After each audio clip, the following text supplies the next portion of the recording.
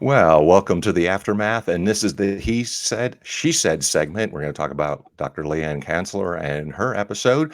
And I am your co host, Mick, the Doctor of Digital, and a co host, Kindra, the awesome legislative tiger. How are you doing today, Kindra? I'm good. You know what? I just remembered I forgot to put that title behind my name, and we had talked about that last time. So I'm really going to have to make sure I label myself that way. Well, if you forgot to do that, I will still label you that way because you're my hero. So I'll at least Oh, say it. And then for next time, we can get that. But that sounds awesome.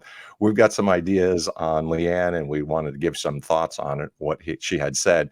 So, one of the things she had said is that mostly men are victims of parental alienation. However, we got Kindra here, and I know people who are also women and also have suffered this. So, I mean, I think this is something we want to point out. It's the craziness of the system itself, and there is no rhyme nor reason, and it really is not confined to any one specific person.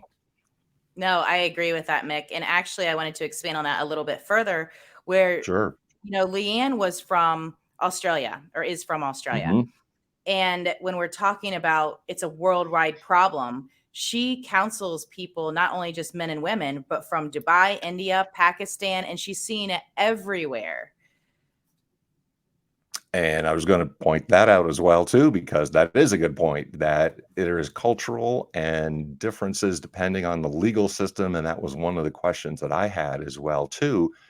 Are there differences between different cultures and legal systems and how to counsel people? And that's what she had said. There really are some differences between the different areas, and she does deal with people from all over the world. So I thought that was a pretty interesting point as well, also. And depending on how the alienation goes, it still means that children will come into their own, which means they come to their own conclusions, regardless of all the bad stuff that has been leveled at them. And I think that's a really good point, and it's reassuring and hope for a lot of parents who are being alienated. The children, you can't fool them. They're going to come around. It just takes a little bit of time as well. Yes, I agree with that, Mick. That was a very good point. And I wanted to back up a little bit. She has two programs, one for women power and men power. And so I know we were talking about our relationships with our kids and how they come around, but there was ways that she counsels people through a divorce and alienation, and it might be a little bit different for men versus women. So I thought it was very interesting. She had two different programs she breaks down, and it's on her website. And the programs have different modulars, we'll call them, different sessions. And she talks about not just how to go through a divorce, but very specific things. And she has sessions on your relationships with your kids, maybe how to be a better co-parent, how to be a step parent when that comes about, right? Or if that comes about. So I thought that was very interesting too on how she broke that down. And I've never seen that before. That was a good point. And when we had said, well, there are different modules depending on what your background is and your particular situation, and whether there's what gender you were talking about. So boys and girls have differences, the way that they're growing up, the age, obviously, we've talked about before on the show, and then different ways of saying, well, if you have a blended family, it's not going to be quite the same as others. So those are some really good points. One of the other things I want to address too, in terms of the healing, was the fact that, and we had chatted a little bit about this, what do you do? And there are normal things that you should do because you're going through an unusual situation. So, what kinds of things can you do that would make you normal? And then everybody's got to do some sort of activity that gets them back and grounded. And this is something that reassures them that, yes, I'm not crazy. I am really normal. So, in order to convince yourself in your heart that you are normal, you need to do normal things. Yes. And just to expand on that a little bit, I want to give a couple of examples. You have to do something for yourself too. So, not just that's normal, not getting up every morning, making your bed, which is a very good start. I'll never forget somebody told me when I read in a book, and then I was told at a conference, if you make your bed every morning, that is the way that you're starting your morning. That's how you're going to start the rest of your day. Make your bed, get organized. But not only that, but doing something for yourself. So whether it's reconnecting with old friends, which is something that I did, I reached out to friends that I haven't talked to in years and reconnected with them. She also suggested going to the gym, maybe changing jobs, maybe doing a huge clean out of your house, right? If you're still in the house and you haven't moved, start cleaning some things out that you don't need. And I even thought it was really interesting to me. She said, have a good cry. That's doing something for yourself. Have a good cry, and the shower is a good place to do it. And I can't tell you how many times I did that as well, Mick. Yeah, and along the lines of finding people, I wanted to mention, because this is a thought that came to me as well, that you have to find the right people to support you, because what happens if you do have friends, and that's why reaching out to old friends is really good too, because sometimes the people that you're around all the time sort of tune you out. And I've seen this and heard this a number of times. Your friends and your family often say, you can't get past this. You're talking about the same thing all the time, and they get tired of hearing that. Well, that's because you are under such pressure and you're under such pain. You can't talk about other things often, and that's why you got to find the right support group and the right people. So reaching out to some people I haven't talked to in a while to kind of give them up to date, and then it's new and fresh to them. So I think finding the right support group is good. And one of the things that she pointed out, which should be obvious, but people need to keep this in mind: stay away from the artificial stimulants. No chemicals, no drugs, no alcohol, all of those things, because those things are definitely not going to help you, and they're readily available, but not good. Stay away from that stuff. Yes, I will second that, Mick. I know sometimes that's our tendencies, right? As humans, is to just mask the pain. You need to live through the pain. You need to work through it. So even though, and we might make mistakes, right? We might turn to alcohol for a second, a night, a week, whatever it might be, because I know we're extremely depressed, but that's only going to make it more depressing for you because it's a depressant. So we want to make sure that we are doing things that are healthy for us. Not that we can't make mistakes, and we do, but it's how you recover from those. And along the lines of then asking questions about how, when you're early in a relationship, what should you do? I thought that was an interesting point as well. And she made a comment that trust your gut, basically, that if you feel at some point early in a relationship, because we're sometimes looking for warning signals ahead of time, that if something in your gut is telling you about this individual that makes you feel uncomfortable, trust it, because that's generally a good idea that there's something wrong, and pay attention to that. And then likewise, questions of how do you move past this?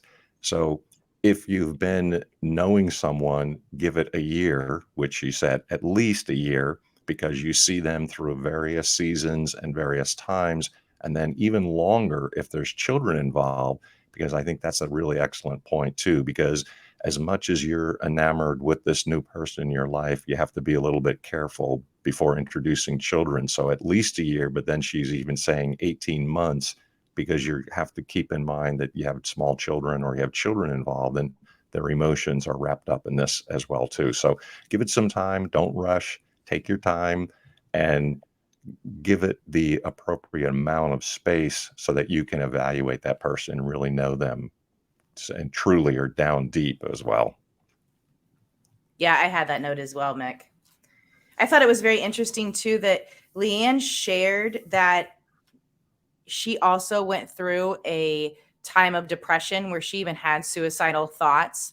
And I want to make sure that we address that with people as well. And we bring that up as a point because you might feel that way.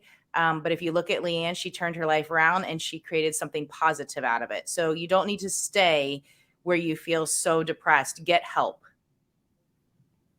And staying healthy is good, and it's really good. She had made the comment that in those relationships, that even maybe one session, seek out a professional, and you may need counseling, but at least one time. And that would be helpful as well too, because you want to be able to bounce off someone as a professional to explain something about the relationship and how it's going.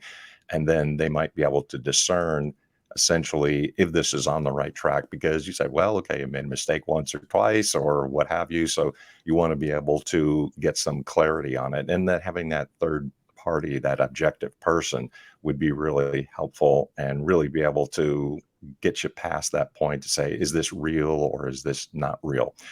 Then, in terms also of moving closer, if this is the theme here, moving closer to someone, she made a point about not coupling just for finances, right? So get together for the right reasons. So a lot of people say, well, we'll save money, but that is not Especially in a justification. divorce, right?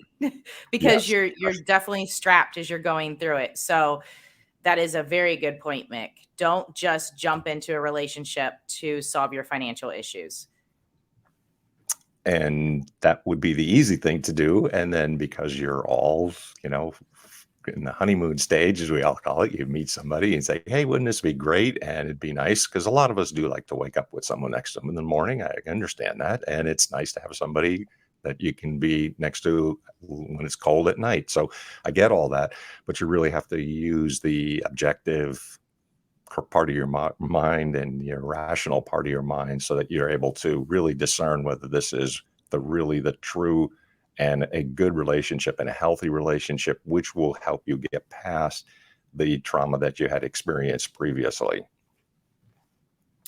Yes. And Mick, I have one last point, and Okay. I thought it was very interesting when she said, who is the boss in your family?